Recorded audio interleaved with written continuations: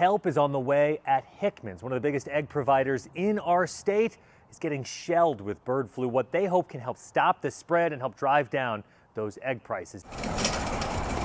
Some may feel it's too far for just one specific grocery item, but these days, one's a jumbo, one's a large. It's not uncommon for people to drive to the small storefront for Hickman's family farm in Buckeye just for eggs. For every person that complains about the price, you get 10 comments about, "Guy, we're really glad you have eggs." Glenn Hickman is the president for Hickman's. They're one of the country's biggest egg producers that, like the rest of the industry, are getting shelled by bird flu. So to all of a sudden have a barn or a farm that's totally empty is a little emotionally challenging for everybody. Just at one Hickman farm in Arizona, they've already lost over 1 million egg-laying hens since October due to bird flu, which is about 20% of their flock or 2 truckloads of eggs. He explains the respiratory illness spreads from migrating waterfowl, and when hens get it, they can quickly suffocate and die. Our flock in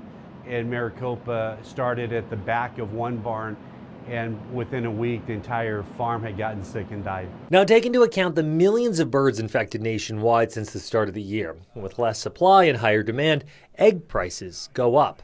As for humans, Hickman says they haven't had any employees getting sick with the bird flu, unlike elsewhere in the country. And as long as your eggs are cooked properly and milk is pasteurized, the risk of getting bird flu through consumption is unlikely. There is no product to human trace that has ever happened yet, and there probably won't be. To Hickman, the long-term solution is clear. Like many do in Europe, he wants to vaccinate the birds, and just last week, the Department of Agriculture issued a conditional license for an avian flu vaccine already made here in the U.S.